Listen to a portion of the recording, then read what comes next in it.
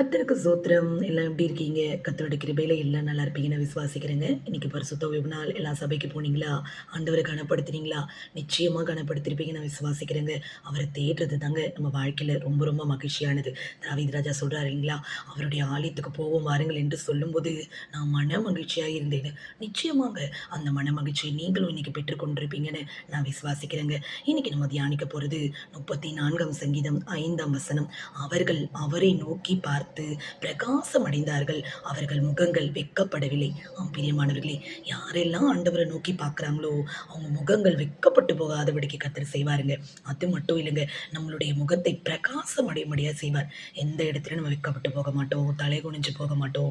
நம்மள சோர்ந்து போகாதபடிக்கு கர்த்தர் நமக்கு பலத்த கொடுப்பார். கீழ 6ஆம் வசனத்துல கூட, இந்த ஏழை கூப்பிட்டான், கர்த்தர் கேட்டு அவனை அவன் இடுக்கண்களுக்கெல்லாம் நீங்களாக்கி ரட்சித்தார். யாரு கூப்பிட்டாலுங்க, திக்கற்றவர்களோ, விதவைகளோ, இல்லாதவர்களோ, இருக்கிறவர்களோ, எப்பேர்ப்பட்டவங்களோ அவருடைய பார்வைக்கு ஒன்றுதாங்க. யார் கூப்பிட்டாலும் அவங்க இடுக்கண்களுக்கு நீங்களாக்கி நம்மள விடுவிக்கிற தெய்வமா இருக்கிறாருங்க. ஆமாங்க. வேதத்துல எத்தனையோ மனிதர்கள் கர்த்தர தேடும்போது, அவங்க தேவனை கண்டடைந்தாங்கங்க. வேதம் கூட சொல்லுது இல்லையா?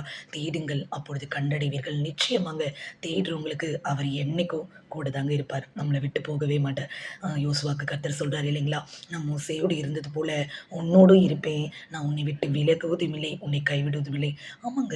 அவர நோக்கி பார்க்குறவங்கள ஒரு நாளும் அவர் விட்டு விலக மாட்டார். கைவிடவும் மாட்டார். இதே அதிகாரத்துல 8ஆம் வசனம் சொல்லுது, "கர்த்தர் நல்லவர் என்பதை ருசித்து பாருங்கள். அவர் மேல் நம்பிக்கையா இருக்கிற மனுஷன் பாக்கியவான்." நிச்சயமாங்க. தேடும்போது தான் அவர ருசிக்க முடியும். தேடும்போது தான் அவர் மேல நமக்கு நம்பிக்கை வரும். தேடுறவங்களுக்கு தான் ஒரு நன்மையும் குறையப்படாதுன்னு கீழ 10ஆம் வசனம் சொல்லப்படுகிறது. "சிங்க குட்டிகள் தாழ்ச்சியடைந்து பட்டினியா இருக்கும். கர்த்தரை தேடுகிறவர்களுக்கு ஒரு நன்மையும் குறைபடாது."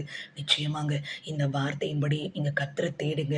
உங்க வாழ்க்கையில ஒரு நன்மையும் குறைபடாம கர்த்தர் உங்கள வழி நடத்துவார். சிங்கக்குட்டி கூட தாழ்ச்சி அடையுமா? ஆனா அவர தேடுறவங்களுக்கு தாழ்ச்சி அடைவதே இல்லைங்க.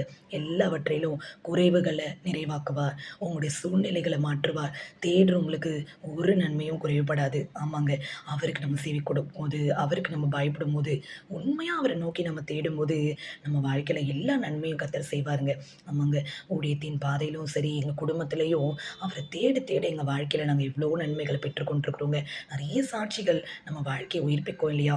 எங்களுடைய சாட்சியும் கண்டிப்பா உங்களோட கூட நாங்க நெறைய விஷயங்கள ஷேர் பண்றோங்க. எங்க ஊழியத்தில கர்த்தர் செய்ற ஒவ்வொரு காரியமும், எல்லாருடைய அ ஊழியத்திலயும் ஆண்டவர் செய்ற ஒவ்வொரு காரியத்தையும் நம்ம கேள்விப்படும்போது, தனிப்பட்டவங்களுடைய வாழ்க்கையில ஆண்டவர் செய்ற நன்மைகள நம்ம பார்க்கும்போது, நம்மளுக்குள்ள ஒரு நல்ல ஒரு ஒரு புத்துணர்ச்சி மாதிரி இது இருக்கு இல்லைங்களா? ஆமாங்க. ஒரு சாட்சி ஆத்மாவை உயிர்ப்பிக்கும். கர்த்தர தேடுறவங்க வாழ்க்கையும் அப்படிதாங்க இருக்கும். ஒவ்வொரு நாளும் ஒவ்வொரு விதமாய் உங்கள சாட்சியா கர்த்தர் நிறுத்துவார். உங்களையும் அநேகருக்கு சாட்சிகளாய் கர்த்தர் நிறுத்த அவர் வல்லவரா இருக்கிறார். அதுக்கு நீங்க செய்ய வேண்டியது கர்த்தர தேடணும். அதுவும் உண்மையா தேடணும். அதான் வேதம் சொல்லுது. சங்கீதத்தில கூட நம்ம வாசிக்கிறோம். "உண்மையாய் தம்மை நோக்கி கூப்பிடுகிற யாவருக்கும் அவர் சமீபமாய் இருக்கிறார்." நிச்சயமாங்க. நீங்க உண்மையா கூப்பிடுங்க, உண்மையா தேடுங்க. உங்களுடைய வாழ்க்கையிலும் அவர் சமீபமா இருந்து உங்களுக்கு எல்லா நன்மைகளையும் கர்த்தர் செய்வார். உங்களையும் சாட்சியா நிறுத்துவார். இந்த வார்த்தை உங்களுக்கு பிரயோஜனமா இருந்திருக்கும் நான் விசுவாசிக்கிறேங்க. உங்களுக்காக நான் ஜெபிக்கிறேன். ஆண்டவரே, இந்த வேளையில யாரெல்லாம் இணைந்து ஆண்டவரே என்னோடு கூட இந்த வார்த்தைகளை கேட்டுக்கொண்டிருக்கிறார்களோ, அவர்கள் வாழ்க்கையிலலாம் ஒரு நன்மையை செய்யுங்க. என்னென்ன நோக்கத்தோடு தேவைகளோடு அவங்க இருக்கிறாங்களோ, அவங்க தேவைகள சந்தித்து அவங்க குறைவுகள நிறைவாக்குங்க. உண்மையாய் உம்மை நோக்கி கூப்பிடுகிற யாவருக்கும் நீர் சமீபமா இருக்கிற தெய்வம்னு வேதம் சொல்லுது இல்லைங்களாப்பா? ஆண்டவரே, அவங்க வாழ்க்கையில ஆண்டவரே இன்னும் உங்கள உண்மையா தேடி நன்மைகள பெற்றுக்கொள்ளணும். பல பிரச்சனைகள், போராட்டங்கள், கடன் தொல்லைகள், ஒருவேளை சரீரத்தில பலவீனங்கள், பல குறைகள் அவங்களுடைய வாழ்க்கையில இருக்கலாம். சொல்ல முடியாத ஆண்டவரே அப்பா ஆழ்ந்த காரியங்கள் அவங்க வாழ்க்கையில இருக்கலாம். மனுஷன் முகத்தை பார்க்கிறான். நீர் இருதயத்தை பார்க்கிற தெய்வம் அல்லவா?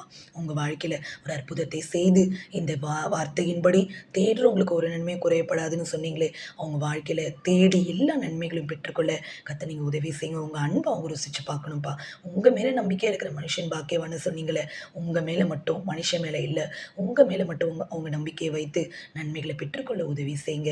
எல்லாவற்றையும் உம்முடைய கரத்துல ஒப்புக் கொடுக்கிறோம். இயேசு அந்த வீட்டில் சந்தோஷம், சமாதானம் இதெல்லாம் எல்லாருடைய வாழ்க்கையிலும் கிடைக்க கர்த்தர் நீங்க உதவி செய்யுங்க. ஆசீர்வதிங்க.